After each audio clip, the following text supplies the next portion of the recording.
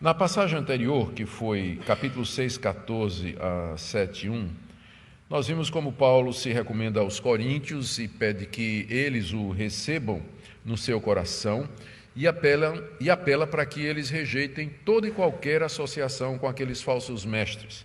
Foi essa a interpretação que nós demos naquela famosa passagem que diz: não vos associeis ou não vos ponhais em julgo desigual com os incrédulos. Os incrédulos aqui, muito provavelmente, os falsos mestres. A passagem girava toda em torno dos falsos mestres, embora nós vimos que aquilo pode ter aplicação para outras áreas da vida. E agora, ele, a partir do verso 2 do capítulo 7, ele expressa a alegria dele quando recebe a visita de Tito, que ele tinha mandado a Corinto para ter notícias da igreja. Eu preciso fazer, ainda que seja repetitivo, um resumo do quadro geral, senão a gente não vai entender o que é que Paulo está dizendo aqui. Também por amor a alguns que estão talvez aqui pela primeira vez ou que não têm acompanhado desde o começo. O quadro geral, onde essa passagem se encaixa, é esse. Paulo fundou a igreja de Corinto, numa de suas viagens missionárias, organizou a igreja, passou um tempo em Corinto, e quando se sentiu confiante de que a igreja poderia andar por si mesmo, ele partiu para pregar o evangelho em outros lugares. Era essa a sua estratégia. Paulo não era pastor local, ele era um missionário, ele é um desbravador, plantador de igrejas. Algum tempo depois, longe de Corinto, ele recebe notícias de que a igreja estava passando por alguns problemas. Havia membros da igreja que não estavam se comportando como cristãos, como deveriam ser, e a igreja, em vez de disciplinar aqueles irmãos, em vez de cuidar e pastorear deles, estava acolhendo como se nada tivesse acontecido. Paulo então escreve uma primeira carta, uma vez que ele não podia estar presente, ele escreve uma primeira carta que nós temos menção em 1 Coríntios, capítulo 5, quando ele diz assim, no verso 9, já em carta vos escrevi que não vos associasseis com impuros. Ou seja, antes dessa que a gente conhece como 1 Coríntios, ele já tinha escrito uma carta onde ele dizia, vocês não devem andar com esse pessoal, vocês têm que se separar desse pessoal que se diz crente, mas que vive como pagão. E a situação não parece ter melhorado, os problemas da igreja aumentaram, ele recebe uma visita de uma comissão enviada pela igreja, trazendo uma oferta para ele e uma carta com perguntas e notícias não lá muito boas. A igreja estava rachada, havia problemas de imoralidade, problemas disciplinares continuavam, havia problemas no culto, problema na ceia, tinha um grupo que não acreditava na ressurreição dos mortos. A igreja havia seguido uma direção completamente diferente daquela que o apóstolo Paulo teria desejado a princípio. Mais uma vez, incapaz de ir fazer uma visita à igreja, Paulo escreve uma segunda carta, que é 1 Coríntios. Aquela primeira carta, a gente não sabe para onde é que ela foi parar, né? Ela provavelmente se perdeu aí na transmissão do cânon. E a segunda que Paulo escreve, essa daqui nós temos, que a gente chama de 1 Coríntios. Ela está aqui. Aqui nessa carta, Paulo procura resolver os problemas práticos e de ordem teológica que estavam dividindo a igreja e trazendo grandes problemas e complicações à igreja. A carta é muito extensa, é uma das cartas mais práticas que Paulo escreveu e foi feita na medida para as necessidades da igreja de Corinto. Mas a situação continuou sem solução. Essa 1 Coríntios, né, que é a segunda, na verdade não resolveu o problema. A crise se agravou e Paulo finalmente resolveu ir a Corinto. E ele faz uma visita a Corinto para tentar pessoalmente tratar dos assuntos. E agora havia se consolidado uma oposição formal ao apóstolo Paulo. Havia um grupo na igreja de Corinto, a gente não sabe a extensão desse grupo, liderado por alguém que fazia uma forte oposição ao apóstolo Paulo e que agora estava recebendo apoio de mestres que tinham chegado lá de Jerusalém, da Judéia, trazendo cartas de recomendação e se dizendo apóstolos de Jesus Cristo e questionando Paulo. Paulo seria um apóstolo meia-boca, ele não fazia parte dos 12, ele não andou com Jesus, ele não era de Jerusalém, ele era de Tarso da Cilícia, ele negava as glórias do judaísmo, ensinava a justificação pela fé sem as obras da lei, com isso negando tudo que Moisés tinha ensinado. Então, juntou tudo isso, a coisa estava muito difícil. Então, quando Paulo chega em Corinto, o que ele encontra é uma situação de hostilidade da parte da igreja. E ele vai se referir a essa visita que ele fez mais adiante, aqui na 2 Coríntios, nós vamos ver isso. Ele vai se referir a essa visita como uma visita triste, onde ele saiu de lá profundamente abatido, desanimado, né? Magoado mesmo com a recepção que ele recebeu daqueles que deveriam recebê-lo como pai espiritual, que eram os seus filhos na fé em Corinto. Então, diante disso, Paulo senta e faz a terceira carta aos Coríntios. Era uma carta pesada, uma carta grave, onde ele chama os coríntios à responsabilidade, adverte-os a respeito dos juízos de Deus, fala da responsabilidade e da obrigação que eles têm para com ele, Paulo, e manda essa carta temeroso do efeito dela, porque foi uma carta severa, uma carta grave, carta pesada que ele mandou. Essa carta nós não temos também, ela some, mas Paulo faz referência a essa carta nessa quarta carta, que é a segunda. Está confundindo, né, na cabecinha de vocês? Espero que não. Né? Mas, na verdade, a correspondência de Paulo aos Coríntios são 4 cartas, das quais nós temos a segunda e a quarta, que entram no cânon da Bíblia como sendo primeira e segunda. Na verdade, é a segunda e a quarta. Bom, Paulo, então, escreve essa terceira carta, que é uma carta grave, pesada. Ele manda a carta e ele fica na expectativa de qual o efeito que essa carta ia ter na igreja dos Coríntios. Ele fica pesaroso, ele fica tão aflito que isso perturba o ministério dele. Ele que era um pregador, que aproveitava todas as ocasiões, ele vacila, nós vamos ver isso aqui, ele estava muito aflito, aquilo estava na cabeça dele. Qual vai ser o efeito dessa carta na igreja de Corinto?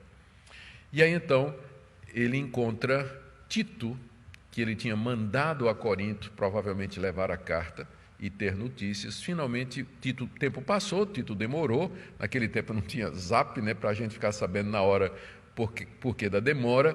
Paulo passou esse tempo aflito, finalmente chega Tito, ele encontra Tito na Macedônia, e foi um encontro assim, parece que eu estou vendo Paulo dizendo: Tito, conta, o que é que houve, como foi lá? Aí Tito: calma, Paulo, foi uma bênção, olha, que maravilha. Aí Tito dá as notícias. Os coríntios tinham recebido a carta muito bem, eles tinham disciplinado já o cara que tinha se levantado contra Paulo. Eles amavam Paulo, estavam com saudade de Paulo, e embora ainda aqueles falsos mestres estivessem rondando por lá, fazendo confusão e provocando um pouco, talvez um grupo ainda resistente na igreja de Corinto, mas no geral a igreja toda tinha se arrependido, a igreja recebeu a carta severa muito bem e fizeram o que deveriam fazer. Paulo, então, aliviado, escreve a quarta carta, que é a segunda aos Coríntios.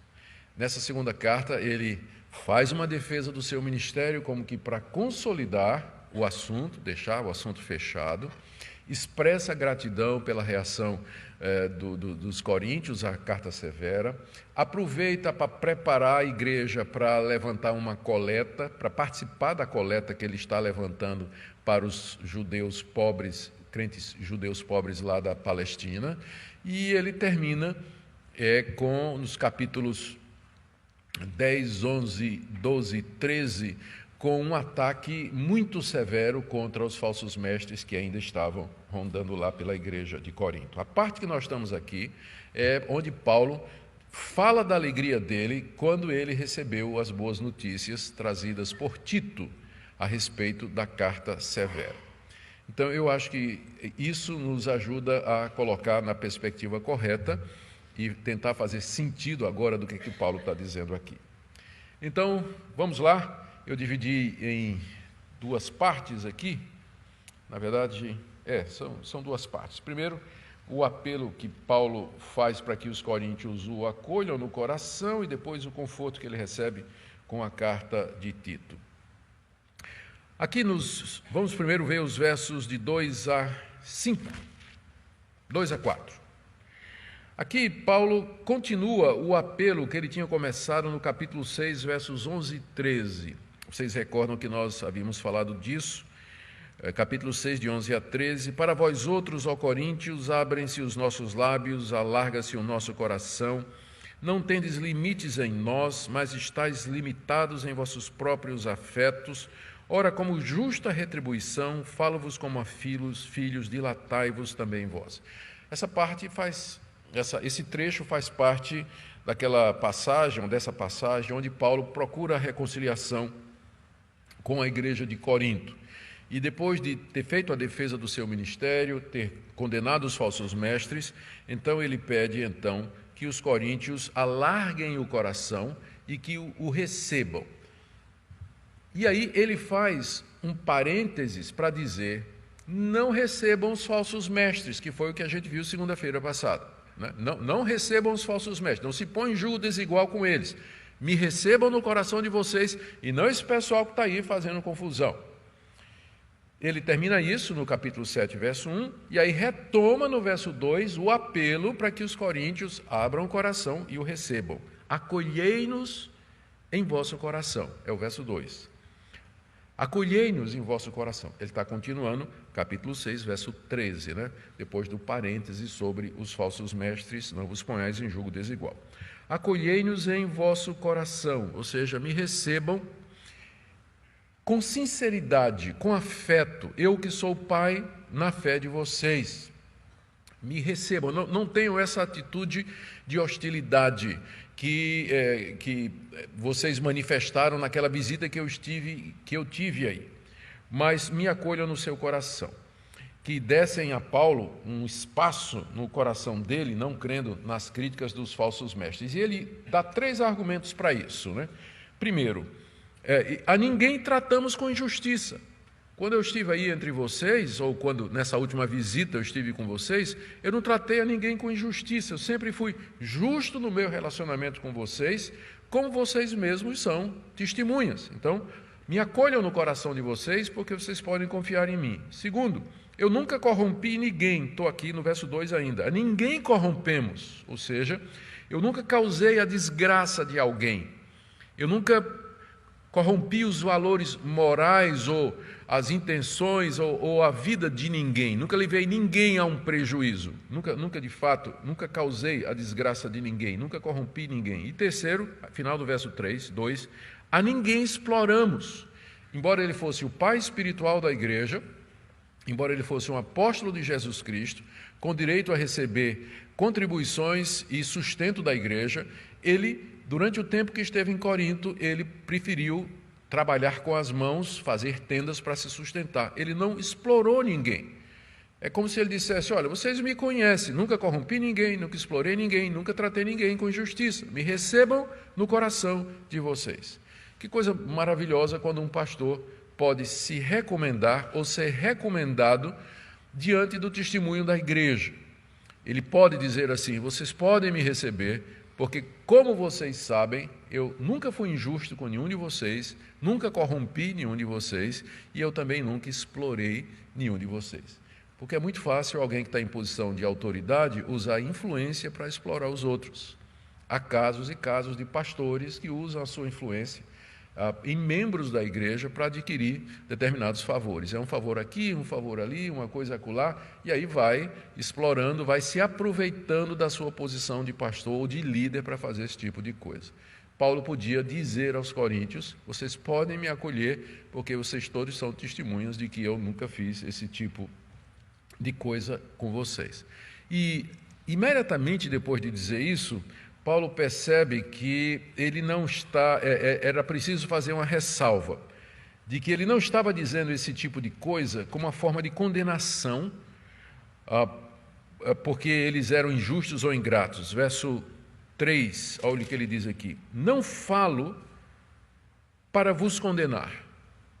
Quer dizer, eu não estou dizendo essas coisas condenando vocês, insinuando que vocês são ingratos, porque eu me portei de uma maneira exemplar no meio de vocês e, em troca, vocês me hostilizam. Então, não estou dizendo isso para condenar a atitude de vocês, embora bem que Paulo podia, né?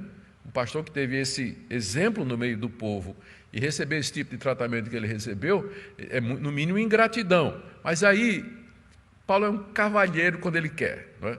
Ele é um cavalheiro aqui, e ele diz: eu não estou dizendo isso para condenar vocês. Na verdade, eu digo isso porque eu já disse para vocês, verso 3, que vocês estão no meu coração para junto morrermos e vivermos. Era difícil discutir com o apóstolo Paulo quando ele vem com coisa desse tipo assim, não é? Ele diz assim: eu não estou condenando vocês, irmãos, eu já disse, vocês estão no meu coração, para a vida ou para a morte. Estamos juntos, ninguém solta a mão de ninguém aqui. Ninguém solta a mão de ninguém. Vocês estão no meu coração para viver e para morrer. Com isso, Paulo, ele procura dissipar qualquer sentimento de culpa que a igreja, porventura, tivesse ainda com relação a ele, porque ele já tinha as boas notícias de Tito, de que a igreja tinha se arrependido. Então, ele quer deixar a igreja tranquila, me acolham, vocês conhecem o meu testemunho, eu nunca fui injusto com vocês, não estou dizendo isso para condenar vocês, porque vocês estão no meu coração, para a vida e para a morte.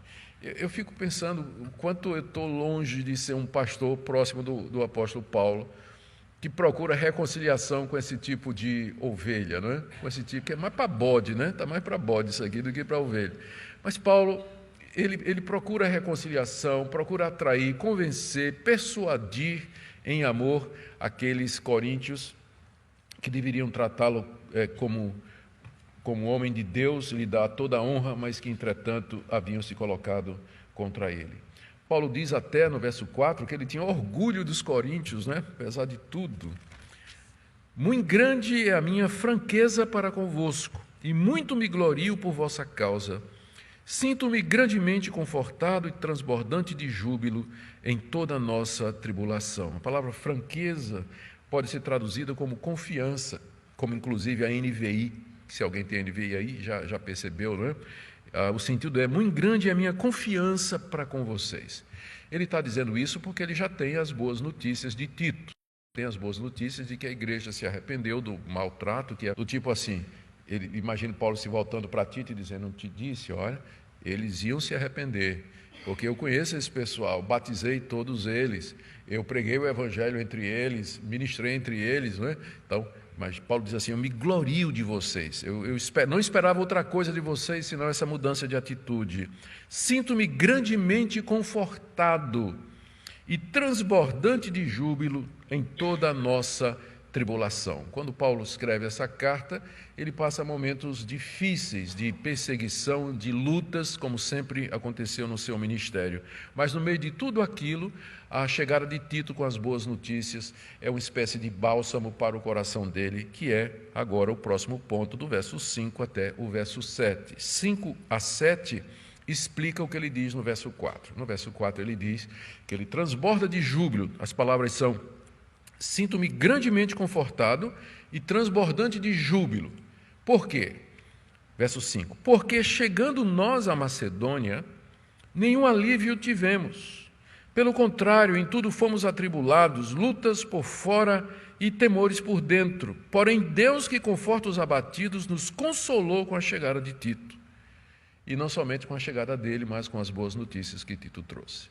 Então, por isso que Paulo estava transbordando de alegria, de júbilo, se regozijando com os coríntios, porque no meio da sua tribulação Deus tinha trazido o conforto, não é? Então, vocês viram que esse porquê do início do verso 5, ele liga com o verso 4. 4 ele diz que está feliz, 5 ele diz porquê. Interessante que ele, para destacar assim o quanto Deus o consolou, ele enfatiza o quanto ele estava abatido. Verso 5, chegando nós à Macedônia, nenhum alívio tivemos. Ele está se referindo a alguma coisa que ele já disse no início da carta, no capítulo 2, se você quiser voltar um pouquinho, só para lembrar. Capítulo 2, verso 12 e 13. Verso 12 e 13 foi depois que ele mandou a carta severa. Veja que no capítulo 2, verso 4, ele faz a menção da carta. É a primeira vez que ele menciona a carta, capítulo 2, verso 4. No meio de muitos sofrimentos e angústia de coração vos escrevi, com muitas lágrimas, não para que ficassem entristecidos, mas para que conhecesses o amor que vos consagra em grande medida. Então, ele menciona essa carta, e depois dele ter escrito essa carta, ele ficou na incerteza do resultado dela. No verso 12, quando cheguei a Troade para pregar o evangelho de Cristo, uma porta se me abriu no Senhor. Ele estava viajando, né? Chegou em Troade e tinha uma oportunidade. Mas olha o que diz o verso 13. Não tive, contudo, tranquilidade no meu espírito. Você pode imaginar esse grande pregador, esse grande missionário, uma porta aberta para pregar o evangelho em Troade, mas ele está aflito, ele está inquieto, o coração dele está em Corinto. Qual foi o efeito daquela carta lá? Como é que eles vão receber a carta ali? Veja como isso perturbava, né? Atrapalhava, inclusive, o ministério de Paulo. Porque não encontrei o meu irmão Tito. Lá em Troade, ele tinha expectativa de que ia encontrar Tito trazendo notícias lá de Corinto. Tito não tinha chegado, se demorava, ele então resolveu ir adiante, foi para Macedônia, e é lá que está Filipos, né? É aquele episódio, vocês lembram do episódio Troade e Filipos. Ele queria ir para Troade, acabou não dando certo, apareceu o varão macedônico, e aí ele desce lá para Filipos. Então, no meio disso tudo, Paulo estava com o coração atribulado, a cabeça dele estava em Corinto. O que é que está acontecendo lá na igreja? Cadê Tito? E aí, verso 5. Voltando agora para o capítulo 7. Chegando nós à Macedônia, depois de ter passado por Troade, em que eu estava muito aflito, nem ficamos lá, nenhum alívio tivemos. Aqui você percebe que um homem de Deus, cheio do Espírito Santo, que tem muita comunhão com Deus, muito mais do que nós temos, que foi levado até o terceiro céu, numa visão, à presença de Deus. Contudo, ele era vulnerável às aflições comuns dessa vida. Ele estava aflito, querendo saber o resultado da carta que ele escreveu. E a falta de notícia deixava ele preocupado, né? A gente pensa que isso é uma coisinha pequena, né? Indigna. Não tem nada de espiritual nisso, né? Mas você vê como, às vezes, um espinhozinho incomoda profundamente. Paulo não teve tranquilidade no seu espírito. Até, ele diz aqui, pelo contrário, em tudo fomos atribulados.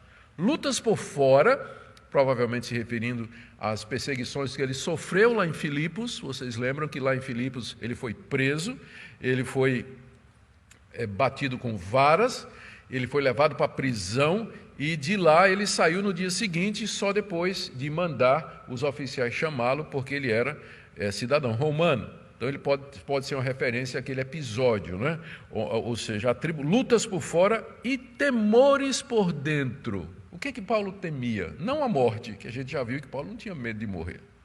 Na verdade, ele até ansiava às vezes por isso.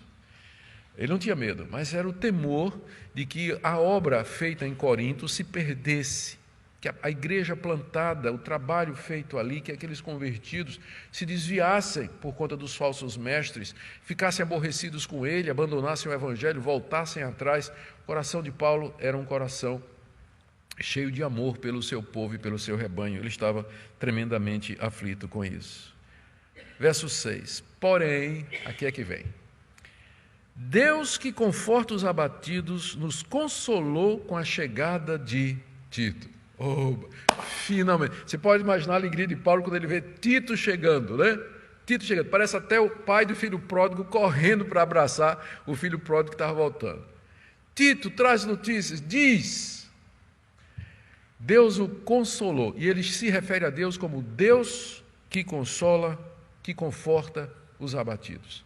Paulo teve essa experiência muitas vezes de ser confortado por Deus no meio de todas as suas tribulações. E esse conforto veio através de uma coisa simples, a chegada do seu amigo trazendo notícias. A gente pergunta, um homem como Paulo, que tinha uma fé extraordinária, cheio do Espírito Santo, será que Deus não podia consolá-lo assim, tipo, a influência do Espírito Santo no coração, trazendo a paz, né? A paz mental diretamente do céu, Deus mandando isso, como às vezes a gente gostaria que fizesse, só que Deus não fez isso. Deus deixou Paulo ficar aflito mesmo. E não era um problema espiritual, não era falta de fé, não era falta de comunhão, não era pecado, não era nada. Era uma aflição humana, normal. Ele tinha escrito uma carta e estava preocupado com o efeito daquela carta no meio daquele pessoal que ele tanto amava e a quem ele se dedicou. Tem muitas aflições da nossa vida que não tem nada a ver que não tem nada a ver, não é resultado de deficiência espiritual. Muita inquietação que não é falta de fé, mas faz parte da nossa natureza humana. E que se Deus tirasse todo esse tipo de coisa, Ele já nos introduziria no paraíso, no novo céu e na nova terra, onde habita a justiça. Paz perfeita e tranquilidade de espírito eternos, nós só teremos lá na glória. Aqui, mesmo o mais espiritual dentre nós, ele passa por momento de aflição, de inquietação, e o defeito não é defeito espiritual, não é falta de fé, não é falta de plenitude do Espírito Santo, mas simplesmente faz parte da nossa natureza pecaminosa.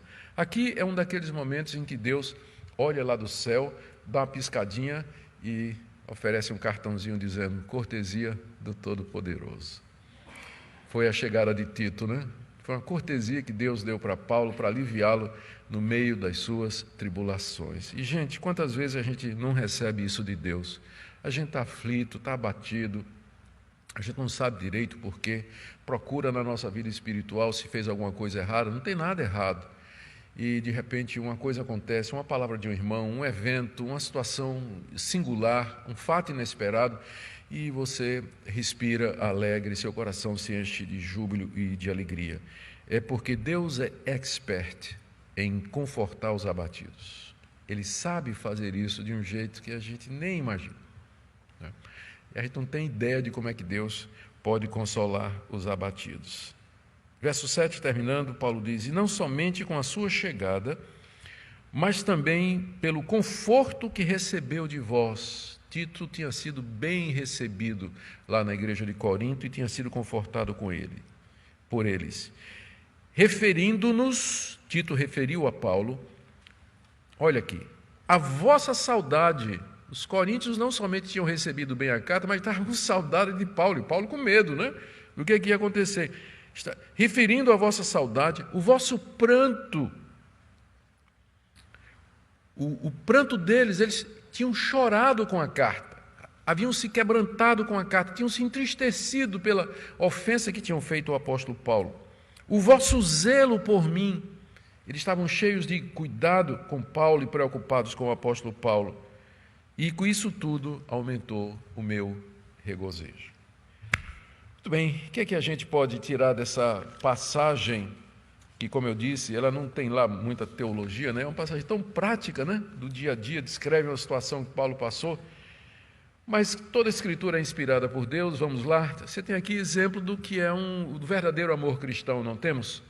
Apesar de tudo que Paulo sofreu da parte dos coríntios, ele ainda buscava reconciliação com eles. Ele sofria na expectativa de notícias, queria saber os resultados da carta, qual a reação de todos. Isso é o coração amoroso, cheio do amor de Jesus Cristo, de misericórdia, de compaixão e de preocupação. E, finalmente, quando chegam as boas notícias, ele se alegra com aquelas notícias. Não há vingança de Paulo, não há ressentimento, não há mágoa. Eu digo para vocês que, depois de tantos anos de pastorado, eu conheço muitos pastores que saíram de igrejas magoados, levando cicatrizes, levando ressentimentos, levando assuntos não resolvidos, com o coração fechado, seco, por conta de tensões e de problemas que não foram tratados adequadamente. O apóstolo Paulo nos mostra aqui a atitude espiritual a ser tomada de perdoar, de buscar reconciliação o quanto for possível, que tem situações que não tem jeito, mas em outras é possível andar uma segunda milha, escrever 4 cartas, fazer 2 visitas, ele pretende fazer uma segunda visita, né? Nós vamos ver isso aqui, fazer mais uma visita à igreja, se necessário for, tudo possível para a reconciliação. Então aqui nós temos exemplo do que é o verdadeiro amor cristão. Ele persiste, ele insiste, ele anda a segunda milha, ele procura a reconciliação. Segunda coisa que eu queria tirar como lição para nós é o fato, eu já mencionei, de Deus ser um Deus que consola. É um Deus que nos conforta através das circunstâncias e da providência. Nós já vimos que foi um mero ato da providência, a chegada de Tito, com boas notícias. Aquilo alegrou o coração do apóstolo Paulo. Da mesma forma, Deus usa o dia a dia, coisas comuns, para, no momento certo, alegrar o nosso coração.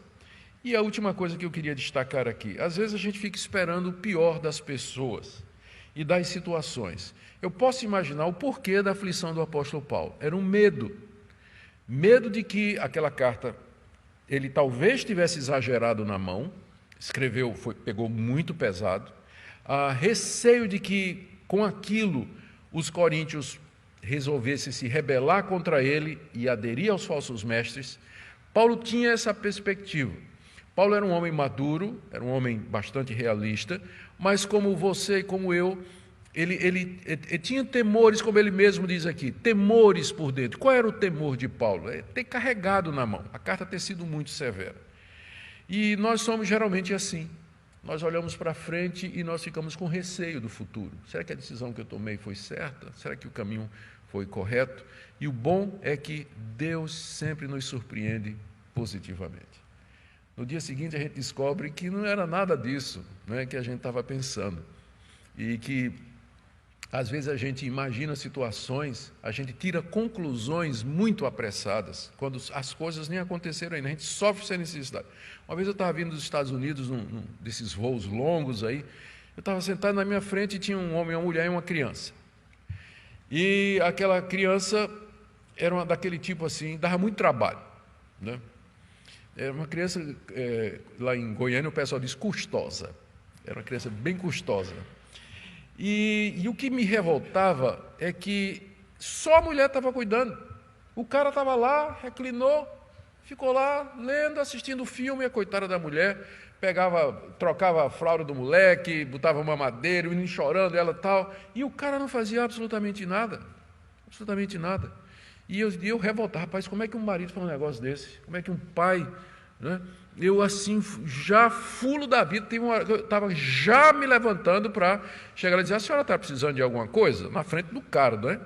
Aí, de repente, o avião estava chegando, né? Está preparando para o pouso, aí ela disse assim, por gentileza, o senhor pode pegar essa bolsa que está em cima aí? Não era o marido dela.